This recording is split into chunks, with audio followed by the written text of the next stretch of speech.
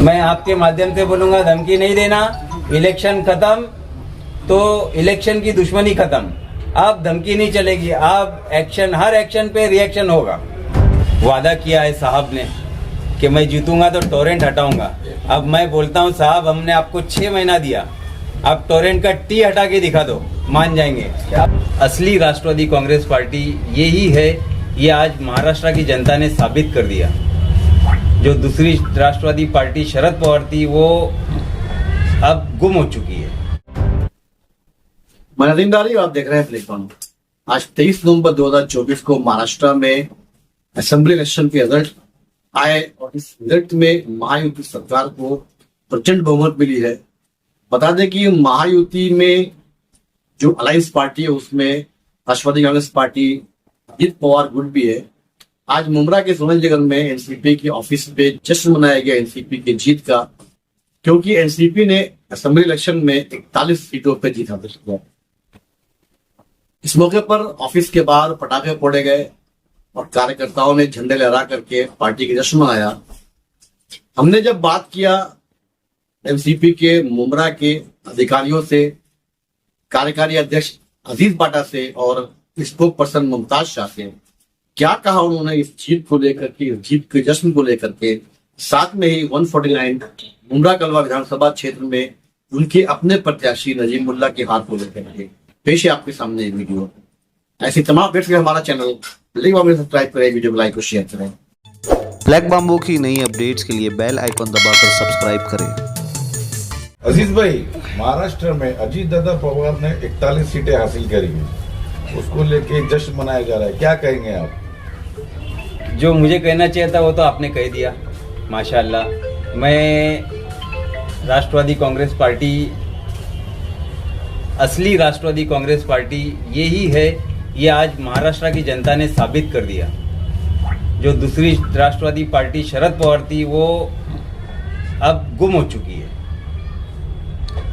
यही कहने के लिए हमने ये जश्न का पूरा इंतज़ाम किया और ये बताने के लिए आप लोग को बुलाया कि एक सीट हार जाने से हमारी हिम्मत नहीं कम हुई, ना हिम्मत हारे।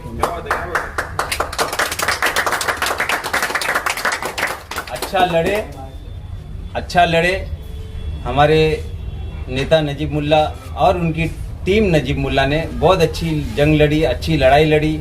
हमने डिसेंसी मेंटेन किया। पूरे इलेक्शन में हमने कोई पर्सनल अटैक किसी पे नहीं किया।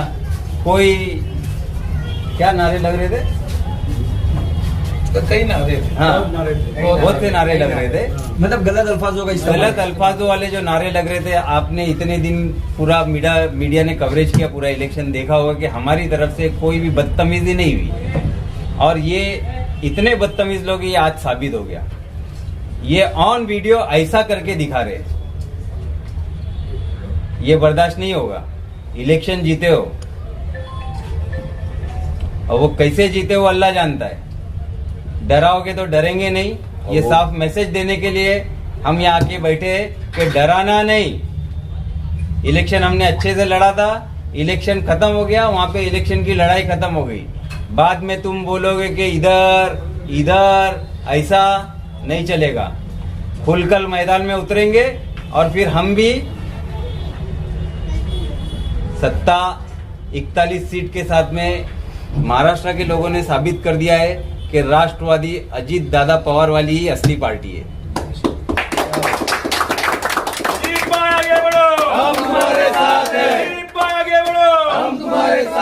अजीज भाई, एक तरफ महाराष्ट्र में इतना बेहतरीन जो है प्रदर्शन किया है एनसीपी ने, यहाँ मुमरा कलवा में कहाँ चूक हो गई आप लोगों से जो यहाँ पे आप लोगों को सेकंड नंबर पे संतोष होना पड़ा? देखिए, ये आपका बहुत अहम सवाल है और इसको बड़ी संजीदगी से मैं जवाब देना चाहूँगा कि यहाँ पर एक मुसलमान कैंडिडेट होने के बावजूद, एक मुसलमान कैंडिडेट के खिलाफ क्या बोलते उसको, गुस्ताखे रसूल का नारा चला। बहुत अफसोस की बात है, एक मुसलमान कैंडिडेट के खिलाफ उलमाओं के ऐलान आए। बहुत अफसोस की बात है। पार्टी कोई भी हो, आज देखो ना हाउस में कितने मुसलमान एमएलए पहुंचे। अगर ये सोच लेता मुसलमान यहाँ का कि नहीं मैं हमारा मुसलमान भाई खड़ा है, आज 32,000 वोट हमको कलवा के हमारे हिंदू भाइयों ने दिया और हम उसको पार नहीं कर पाए मुमरा में। बड़े अफसोस की बात है, बहुत ही अफसोस की बात है। ये आने वाले 5 सालों में लोगों को मालूम पड़ेगा। जो आदमी यहाँ पर जीत के आने से पहले 180 करोड़ रुपए का बजट लाके मुमरा में और कलवा में डाल देता है, उस आदमी को यहाँ के लोगों ने सिर्फ कौम और मिल्लत के नाम पे नकार दिया। डेवलपमेंट के नाम की लड़ाई हुई नहीं। अगर डेवलपमेंट के नाम की लड़ाई होती तो मैं चैलेंज करता हूँ, आज भी नजीब मुल्ला साहब के साथ में कोई भी साहब हो XYZ, वो बैठ के खाली डिबेट करके दिखा देवे कि पिछले 15 साल से जो पैसे आए कैसे आए, पेपर वर्क के साथ में आज भी हम साबित करने तैयार हैं। यही वजह थी। बड़े अफसोस हो रहा है, टोरेंट जाने की बात थी। वादा किया है साहब ने कि मैं जीतूंगा तो टोरेंट हटाऊंगा। अब मैं बोलता हूं साहब, हमने आपको 6 महीना दिया, अब टोरेंट का टी हटा के दिखा दो, मान जाएंगे। अब इनको बहाना मिलेगा कि हमारी सत्ता नहीं इसलिए हम टोरेंट हटा नहीं सकते। तुमने वादा क्यों किया? तुमने वादा क्यों किया? टेक्निकल लड़ाई है, तुम लड़ सकते हो। आपकी बात से अंदाजा ऐसा लग रहा है कि अगर टोरेंट हटाने के बाद अगर व्हाट्सएप करेंगे तो आपकी सरकार रोकेगी। देखिए, एक बात मैं साफ बोल रहा हूं, टोरेंट हटाने की ही लड़ाई थी ये। यहाँ का मुसलमान टोरेंट से परेशान है, गरीब मुसलमान टोरेंट से परेशान है। एक झोपड़पट्टी में 3,000-4,000 का बिल आ रहा है। वो टोरेंट के नैरेटिव को तोड़ा है उलमाओं के फैसले ने, जो नहीं होना चाहिए था। क्या वो उलमा आएंगे अभी ये गरीबों का बिल भरने? या वो उलमा बताएं, बोलेंगे व्हाट्सएप को ये गरीबों का बिल है, हम लोग अभी रोज 50 गरीब भेजेंगे उनके यहाँ पे कि इनका बिल का क्या है करके दिखाओ। उलमा बहुत एहतराम की जगह पे है, आज भी हम उनका एहतराम करते हैं, लेकिन जो राजनीति हुई ये गलत था। गुस्ताखे रसूल का साथी बोलकर जो बदनाम किया गया एक मुसलमान भाई को, ये सरासर गलत था। और ये उलमाओं ने किया, ये और भी गलत बात थी, ये नहीं होना चाहिए था। अजय दादा पवार मुमरा शहर में आए थे तो कुछ उन्होंने वादे किए थे कि हमारी सरकार बनेगी तो वो वादे मुमरा और कलवा के लिए दिए जाएंगे। तो नजीब भाई के बाद उन वादों पे क्या राय रखना चाहिए? देखो, पहली बात तो ये कि अजीत दादा का वादा मतलब वादा है, खोखला नहीं। 15 साल से जो बोल रहा है, बोल बच्चन कर रहा है, जिसको खाली ये आता है, दूसरा कुछ नहीं आता है, वैसा नहीं है, वो अजीत दादा है। समझे ना? अजीत दादा ने वादा किया था कि नजीब को जिता के लाओ, मैं 3,000 करोड़ मुमरा कलवा को दूंगा। लेकिन मुमरा कलवा के लोगों ने नजीब को चुनकर नहीं लाया। बड़े अफसोस की बात है। जो लोगों ने नजीब भाई को वोट दिया ना, ये सब समझदार लोग थे, ये जज्बाती लोग नहीं थे, हिंदू मुस्लिम के लहर में बहने वाले लोग नहीं थे, कौमी डायलॉगबाजी में बहकने वाले लोग नहीं थे, समझदार लोग थे। जो सुलझे हुए लोग थे ना, उन्होंने ही नजीब मुल्ला को वोट दिया। जो जाहिल टाइप के लोग थे, उन्होंने जो है ना नजीब मुल्ला के खिलाफ वोट डाला। ये मैं आज बिल्कुल खुलकर बोलूंगा। अगर हकीकत होती तो देखते परखते। ये नजीब मुल्ला आने के पहले आपको 180 करोड़ रुपया लाके दे रहा है, और एक आदमी ने 15 साल में 80 करोड़ रुपया नहीं लाया ऐसा स्टेट से। फर्क देख लेते और डेवलपमेंट के नाम पे लड़ते ना तो मजा आती। यहाँ पे बीजेपी, नामूसे रिसालत, गुस्ताखे रसूल, कौम, ये वो सब कर जो है ना पूरे मुसलमानों का दिमाग जो है ना खराब कर दिया गया। आज इंशाल्लाह हम लोग यहाँ है, हमारी एक नई टीम बनी है, टीम नजीब मुल्ला।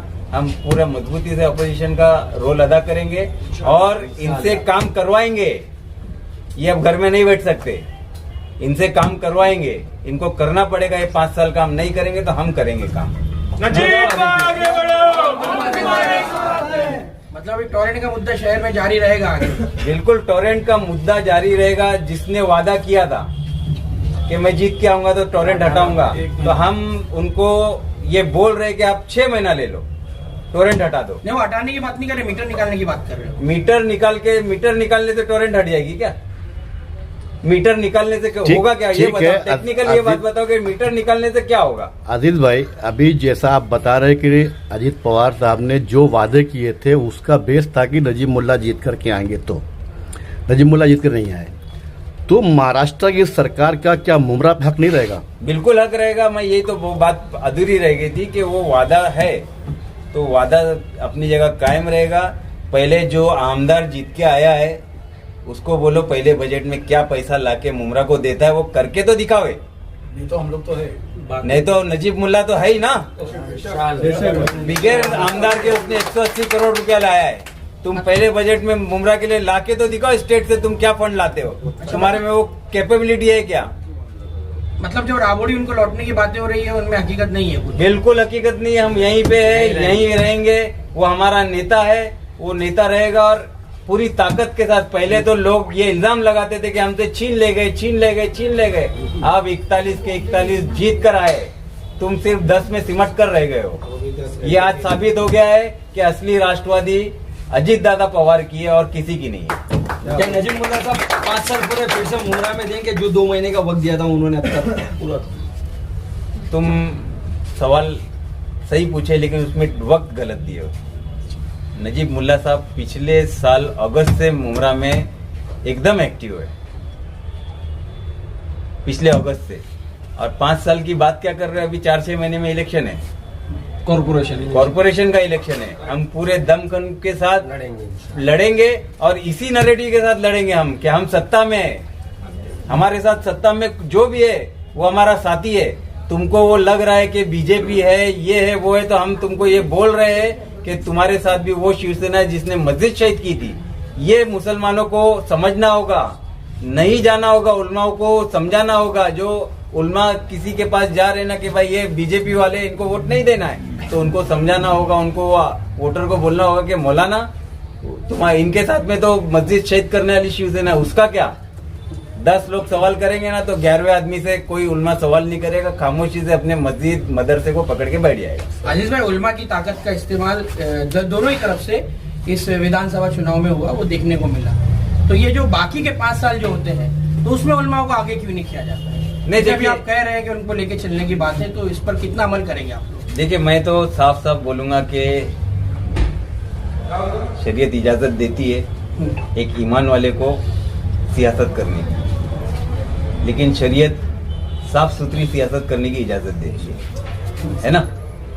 तो हर ईमान वाले को हक है कि वो सियासत करे, चाहे वो एक आम आदमी हो या कोई एडवोकेट हो, डॉक्टर हो, नेता हो या उलमा में से कोई हो।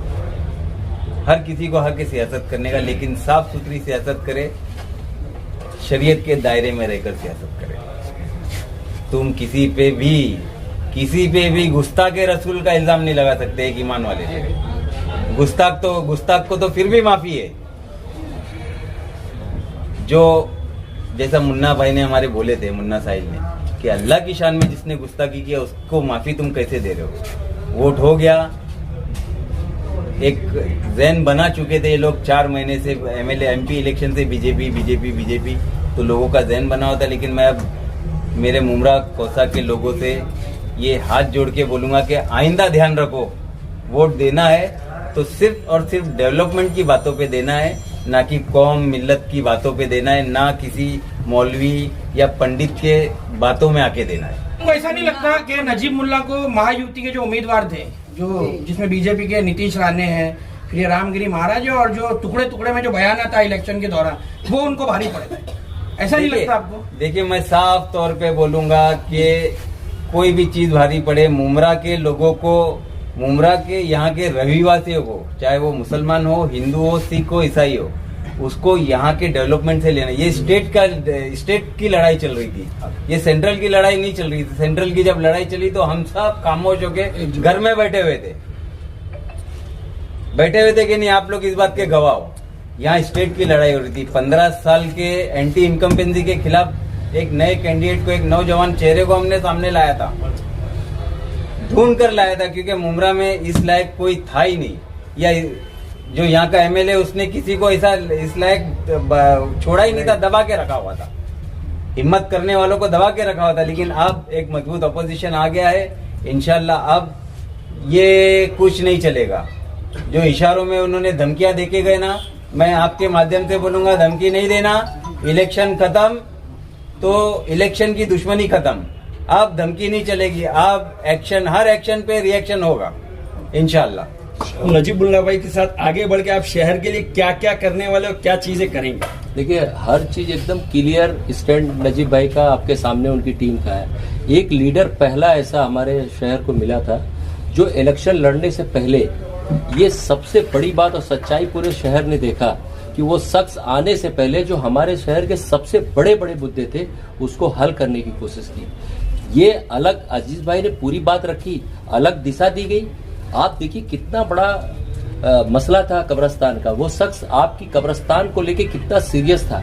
उसने कब्रिस्तान के मसले को हल करने के लिए फंड लाया और फंड लाने के बाद उस पर इंशाल्लाह काम भी होगा। आप ग्राउंड के देख लीजिए, यहाँ का जो बेसिक स्ट्रक्चर है, नौजवानों को जिस तरीके से नशे की तरफ 15 सालों से उस तरफ लेके गए थे, लेकिन नजीब भाई आने के बाद कम से कम नौजवानों को एहसास हुआ था कि वो उनके बारे में कोई सोचता है, क्योंकि कोई पीढ़ी तभी आगे बढ़ सकती है जब उनके बारे में सोचा जाए। नौजवानों के प्ले ग्राउंड के लिए जो फंड लाके दिया और जिस तरीके से कुछ लोगों ने उस ग्राउंड पे कब्जा करके रखा था, उसको भी निकालने का काम नजीबुल्लाह ने इलेक्शन लड़ने से पहले किया।